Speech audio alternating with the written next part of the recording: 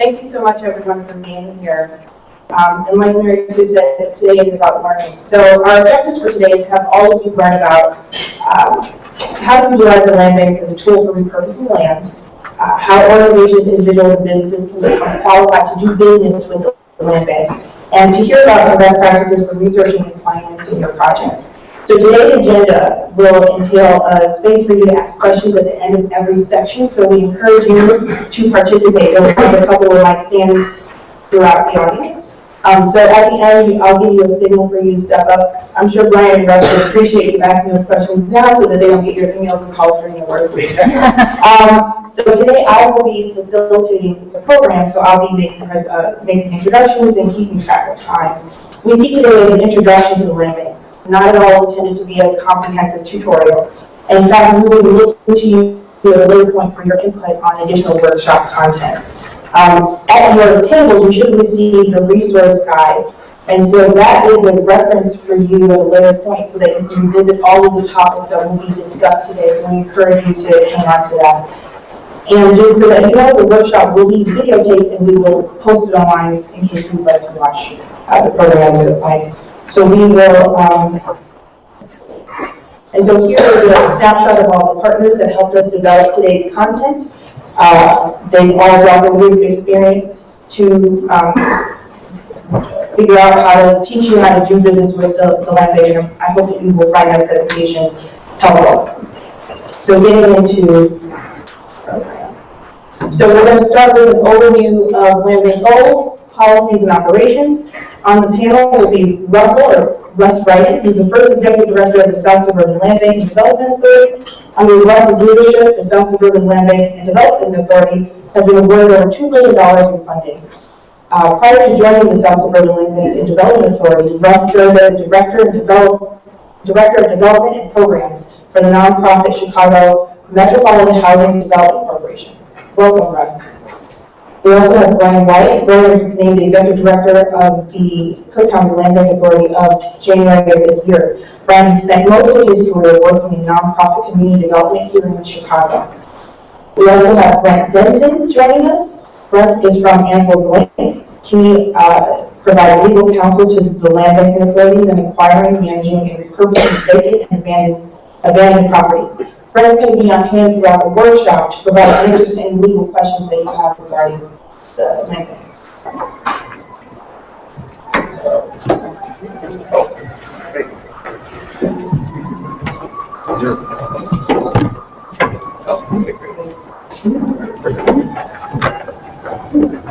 Good morning, everybody. Good morning. Do I need to do the what do you call the typical good morning, everybody? I'm really excited to be here. When I joined the land bank in January of this year, there was obviously some trepidation about the size and the scope of the responsibility that I was taking on to try to be the leader of such an organization that has so many people's vested interests, hopes, dreams, aspirations, etc. So to see a few short months later, I think there's 175 people registered for today's presentation, and so many people in this room are people I've had the good fortune to work with over the last 12 years or whatever. It's extremely exciting to be up here and see the response we've had to the land bank. So thank you all really genuinely for coming out. Before we get into the presentation, I'd like to just acknowledge a few folks in the room. Mary Sue acknowledged the private bank, our sponsors for this morning's event, so I'd like to just recognize Kathy Thompson, Brand Aarons, and of course Larry Richmond from Private Bank who are helping to put this together. It's a wonderful program, a wonderful opportunity, and of course it wouldn't be here without them. So thank you very much to Private Bank. I'd also like to recognize some of the elected officials and others we have in the room. Commissioner Gaynor, I don't know if she's had a chance to get here yet, but she's been a tremendous leader in this issue. Obviously, President Kreckwickle, who I think we'll be hearing from later on today, is super important to this as well. We have Commissioner Moore and Commissioner Garcia from the Cook County Board with us today. We have Mayor Nicholas Helmer from Prospect Heights, who's one of the land bank board members. We also have Jim Planey and Steve Porras, who are land bank board members. So in addition to myself and the staff of the land bank, there are a number of people here who have been very much involved in the land bank since almost the get-go, and I would ask you to please take advantage of their availability. Also, the commissioner staff is here, and they've been a tremendous support in helping us get the land bank up and running. There's no way we could be at this point without the staff of the Commissioner's Office, who's just been extremely available to us, so I want to recognize them as well. So let me, and last but not least, of course, our staff. So could I just ask Natasha and Eric, could you guys just stand up for a second? Eric Williams, our Senior Acquisitions Manager, he's the person you're going to be dealing with to acquire property or convey property to us. Natasha is our, I don't exactly know what your title is, she's my right-hand woman who helps keep me on track. So if you're trying to schedule a meeting, you're trying to have a conversation, these are the people you're going to want to see. They'll be here throughout the day, so if you don't have a chance to speak to me directly this morning, which I think you will be able to, obviously you know that they're here. So thank you guys very much. They've been with us for about 5 weeks and 3 weeks, and I have not scared them away yet, so that's a good thing. Okay, so let's see if can I take this off? Will this work? So I can see the screen? Right. Does this work? Can you hear me? Okay. I need to go move around a little bit. So we put together a presentation we wanted to show you, just for those of you who have not had a chance to engage the land banks. And actually, before I begin, can I just have a show of hands? How many people in the room feel like they have a basic understanding of what a land bank is? Not a land trust, but a land bank. Could you just raise your hands? So pretty healthy knowledge of this. Okay, so one of the issues that we've both encountered, I think, is making sure people understand just what a land bank is, because Illinois does not have land banks up until these two organizations. And so there's a learning curve we've encountered, and I'm glad to see that so many people have that knowledge already. So this is a picture of the housing market that we inherited, foreclosure filings by different type of property type from 2005 to 2012. You can just see a massive spike in foreclosures. We're all familiar with these statistics.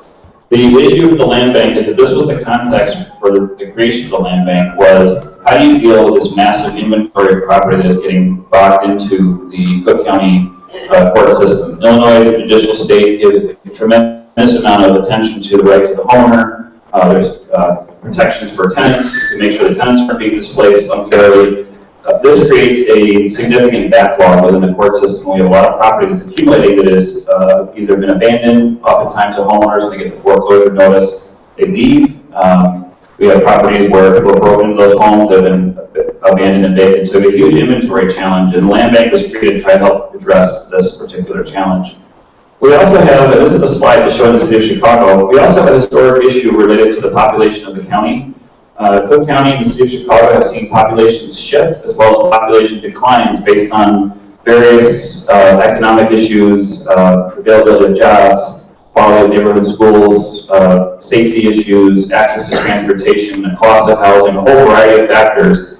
So we always want to be mindful that there is a broader context to the work that we're doing here. It's not just about the real estate and the housing. It's not just about the industrial and commercial land that is underutilized. It's also about what is going on with our broader population trends, and the fact that the county that we have today was probably built for a population that was existing back in 1950 and 1960, and that population has changed. And so we have to be mindful of how we reposition property within the context of where people want to live and what people want to do as far as employment and other opportunities.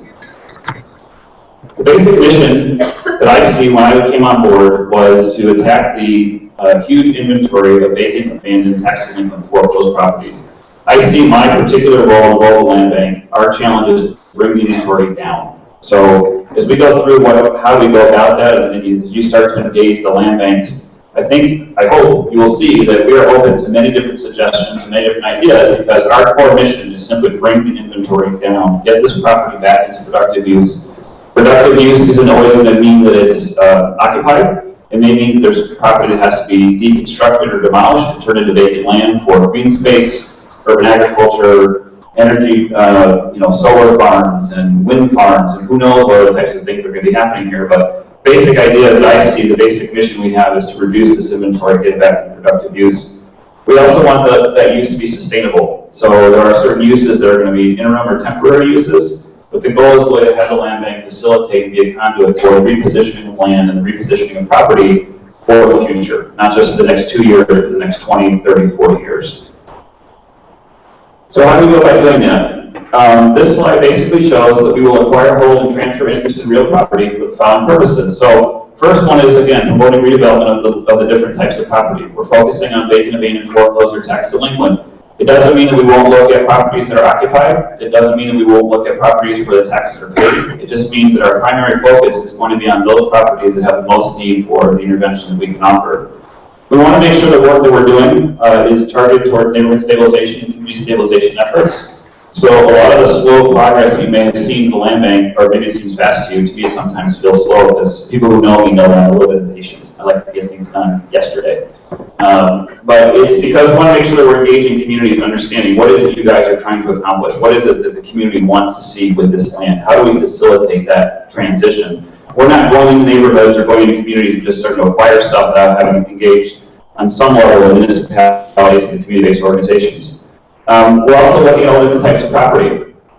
And the last one is that we want to see that, if we can, that we use our efforts to sustain and preserve affordable housing, that we promote economic development, that we are involved in conservation of land and conservation of property, and that we focus specifically on job creation. So a lot of the property that we see in Cook County that needs to be demolished or reconstructed, there is a cost to doing that, but there's also a choice to be made as far as how we go about that. And what we'd like to see the land bank do as much as we can is link together job creation, conservation, economic development, and housing in a way that's a complete strategy, so that if we have to deconstruct a piece of property, it's actually being deconstructed with a crew of people who are hired through workforce development programs, putting people back to work. Because at the end of the day, none of this is going to work if we don't keep rebuilding the economy. People need jobs, they need employment, they need wages.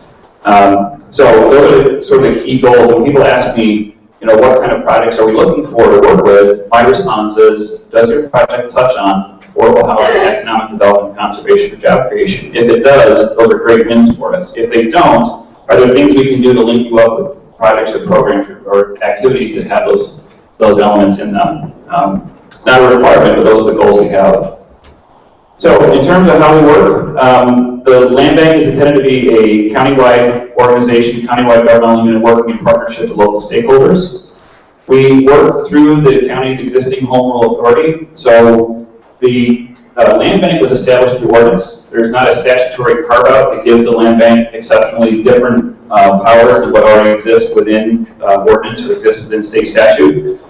The difference between what we had before the land bank was created and what we have now is that the land bank was created intentionally to focus only on this issue. So where we see our role is that we help to add value to other people's projects, other people's work, where maybe it's a municipal partner that doesn't want to take that property out of their tax rolls, they work with the land bank. Maybe it's a development entity that's trying to assemble parcels that are not contiguous, they need time to assemble each individual parcel, they work with the land bank. Maybe it's a development project that involves converting space for green space for watershed management, and there needs to be a temporary holding time between when the land is coming from its existing use to being transferred to the forest preserve or the water reclamation district. The land bank can be used. We are still subject, though, to the statute. So the tax policy or the tax code, the municipal authority that a home rule municipality has, those things govern how we go about operating, which is why we have to work in partnership with other people. The last part is that the land bank is intended to be very broad and flexible. So we are open to lots of different ideas and suggestions. We're trying to pursue many different strategies at the same time. And the idea is that, again, if we're singularly focused on the vacant, abandoned, and tax delinquent property, then we can do lots of different things in different ways in different communities. The land bank is transactional in nature. So, as I said earlier, we see ourselves as a conduit between what the current use is and what the future use is going to be. And we're also very much demand-driven. So what we're looking for from you who are here is your ideas about how a particular piece of property or pieces of property can be redeveloped for a future use. We don't see the land bank as being a planning entity. The county is fortunate to have any number of very sophisticated planning organizations. There are many organizations in the county that are engaged in affordable development, affordable housing development, economic development, job creation, you name it. We're not putting ourselves out there to say we know all the answers. We're putting ourselves out there to say, put us to work. Bring us your ideas. Bring us your strategies. So the demand that we get is what drives what we're doing. It also means on the individual property that our acquisition of property is really determined by its disposition. Some of the land banks around the country have been used by the various authorities as essentially holding grounds or repositories for all vacant land in a particular area or all distressed property. So all the property gets put into the land bank, and the land bank then has to kind of sort out what they have. We're not really working that way. Our resources are limited, Our interest is not to hold property indefinitely, so we're not taking stuff in if we don't think we can do something constructive with it on the backside. So if people came in thinking, well, why isn't the land bank acquiring all the vacant property in the city of Chicago? Why isn't it acquiring all the distressed homes in Cook County? Because we don't have the resources. We could go into any one of the distressed communities and acquire all those properties, and we'd be out of business financially very quickly. Other things we're working on is trying to improve the title clearing process, trying to streamline demolition of property, and really trying to expand stakeholder capacity and understanding. So today, the nexus of this was the folks at MPC approached us and said, what is something that we can do to help with the land bank? And I said, we could really do something great by organizing an event where we bring all the different folks who want to work with the land banks together under one roof and just start to explain what it is we do so they can start to engage us at a very substantive level. So expanded the stakeholders' capacity and understanding of how to use the land banks and how to use different property acquisition and disposition strategies is part of what we're doing here. In terms of our process flow, question of how do we go about acquiring it, we will either acquire property because we use existing data to identify property that might need to be acquired. We go out independently trying to acquire it. But more importantly, we work with partners who identify particular pieces of property they want us to acquire on their behalf or with them. Once a property is acquired, we take it in, we hold it. As a unit of government, the property is going to be held tax-free. There's an opportunity during that process for us to evade certain taxes and liens depending on how it's acquired. And that's a question I'll kind of defer to counsel. I'm not an attorney. And then we're going to convey it back out into the public. And it's going to be conveyed out hopefully as simple and as free as possible. We want the property to go back to be used by the end user without a lot of deed restrictions and encumbrances. It's going to make it difficult for you to execute. So if you're looking to acquire property from us, the expectation is you're going to get that property with free and clear title and it's yours to execute. The way we control the execution is if somebody doesn't execute, they won't get properties from us in the future. So we're not necessarily going to go back and say, hey, we want to recapture the property because you didn't develop it. We want to know who you are going into it and know that your plans are fully baked so we can have a high degree of confidence. If you don't execute, then we won't be working with you in the future. Other opportunities, so I think I mentioned some of these already, but the ability to assemble parcels for redevelopment, holding property tax-free, conduit agreements. These are agreements where we acquire property where we know that the conveyor and the acquirer, we've established an agreement where we're going to acquire specifically to convey to that end user. Obviously, all our work is going to be with other governmental partners when it comes to extinguishing liens and back taxes. The commitments for financing, we have a number of financial partners in the room. We have some folks here from the lending institutions as well as the CDFIs. We know that the challenge many people face is to go into the funding partners and show them that the project has actually got firm commitments to get control of property. So the land bank can be a really useful assist in getting site control for properties and being able to go back to those funding partners and say, we now have the ability to get these parcels through the land bank. We need to get the funding flowing to make our project work. Last one is the implementation of community plans. So we're trying as much as we can, given the limited staff we have as of today, to understand and incorporate various plans throughout Cook County and the different municipalities into some kind of a cohesive picture so that people can, so we can execute and add value with what's already been started by those different partners. Okay, last, I'm just going to wrap up here. I know I'm running short of time, but the land bank, in terms of its nimbleness, I have the ability to accept and convey single-family homes and vacant lots without having to go through much of an additional approval process. So it's a very easy way for us to get property in and out of the land bank. Other types of acquisitions have to be reviewed and approved by the Land Transactions Committee and the Land Bank Board. The Land Bank Board is the final stage for approval. So assuming that we've had a partnership agreement with the various entities involved, there's no further approval needed for land bank transactions. It's the Land Bank Board, and then it goes back out into the public. We have to recover our holding costs. So when we're conveying property out, be aware that property is not free. Property actually comes with cost, which is the cost that we incur to acquire it. Obviously, we're not paying taxes, but if there's an acquisition cost, if there's cost to secure the property, if there's maintenance of the property, those costs are supposed to be recovered by the land bank. For-profit development, we're typically looking at trying to recover fair market value. Challenge we have there is that you see a lot of property for which there is really no market. So what is fair market value? It's going to be relatively low cost because we just want to get the property back into productive use.